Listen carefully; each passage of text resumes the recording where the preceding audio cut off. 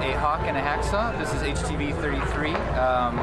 And so we just wanted to know, like, first of all, for people who don't know where you guys come from musically and how you guys met, you want to tell us about how you guys got together and how that happened? I started Hawk And A Hacksaw on my own in France about 7 years ago, and then I moved back home to New Mexico, and I met Heather there, and we talked about Béla Bartók. That was our first conversation. I asked her if she knew Béla Bartók. He's a Hungarian composer, and she loves him. So from then I knew that we could play together. So we've been playing together for about 3.5 years, 4 years, and now we're playing as a quartet with one musician from Hungary named Ferenc Kovács, who we met about 2 years ago, and then an old friend of mine from England named Chris Sedlowski, who plays Mizuki. And Heather, have you, what other bands have you been in before? Like, what kind of style of music have you sort of? Well, I started studying violin classically when I was a kid. So classical music, then I played cello and keyboard, like pop band before that. And I played in a klezmer orchestra. Klezmer orchestra? So then, I mean, I know that you guys were based a little while in Budapest. We still live there. You still live there? Yeah. Oh, wonderful. Yeah. So do you find that sort of experience of like the place where you live sort of influences the kind of music that you make, or is that? Definitely, of course, yeah. All of your experiences, I think, influence the kind of music you make. Yeah.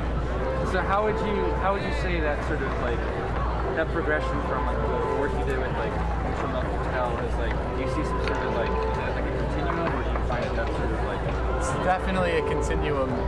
When I was on tour with Neutral Milk Hotel, I joined the band when I was 19, and driving around in the van, like, we would listen to Bulgarian folk music, Alice Coltrane, and these. I'd never heard any of that music, and they turned me on to so much that it's only natural. It was only natural for me to like keep going, and it's the same with the other musicians in that band. They all kind of kept going in various directions that were beyond what we were doing at the time. So fast forwarding, I guess, to the present, then, how I heard you guys were part of the All Tomorrow's parties with Portishead. How did that kind of like? Because I'm kind of a big Portishead fan. I'm sure. Oh yeah. Yeah, I mean, amazing band. Yeah.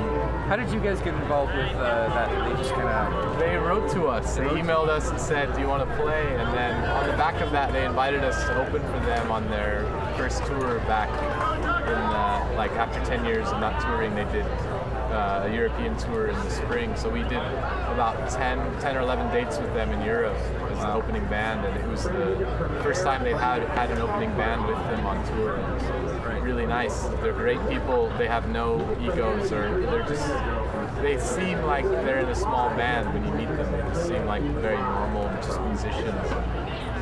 So it was a pleasure to meet them. So, as far as like other bands, and sort of like, since we're at Pitchfork, do you have any other bands? Maybe Heather, you can answer this. That you're sort of interested in looking at today, like watching. Today? Yeah. Or.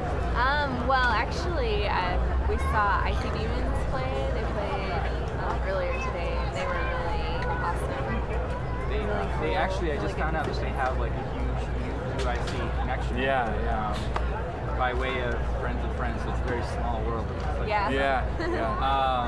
And you guys are, after today, you guys are heading out to LA, is that correct? Tomorrow. Yeah. Right, wow. And then your tour extends throughout the States. Yeah. You went to DePaul University for a little while? Yeah. I came here as a freshman. I was 18. I moved here, and during my freshman year, Jeff Mangum called me, and he sort of knew me through a friend of mine who also plays in Neutral Milk Hotel, Julian Coster. They basically said, do you want to play? And they said, we'd like to try you out for playing in this band, and we have an album coming out in the fall or in the spring. And so they came out to Chicago on the train, and we rehearsed here, and then that's where we all started playing together. And then they convinced me to drop out of school, so I left Chicago and moved to New York. What was your major at the time? English. Yeah. So, where do you guys see yourselves with your music? You know, in the next, I don't know, too, right? Do you guys making a record right now, or are you guys in the process? Yeah, we're recording, and we've done a lot of touring in the last 2 years, so we're going to stop touring for a little while and take it easy and record and enjoy life, and then release a record and do some more touring. And hopefully come back to Chicago. Yeah, more often than we have in the past, I hope. So I guess this is sort of like a side note, but we were doing some research and we wanted to be as clear as possible. So are you familiar with the other Jeremy Barnes? The Australian guitarist? You are? Yeah. Okay. That's me, actually. I'm both. Because my alter ego. That's right. Because we were thinking of like, I wonder if he knows me. I wonder if he knows me. That's right. So He's supposed to be the fastest guitarist in the world. yes, at 40 beats a second. Yeah. I can't beat that on recording. That's right. I mean, he puts Eddie to shame. Yeah.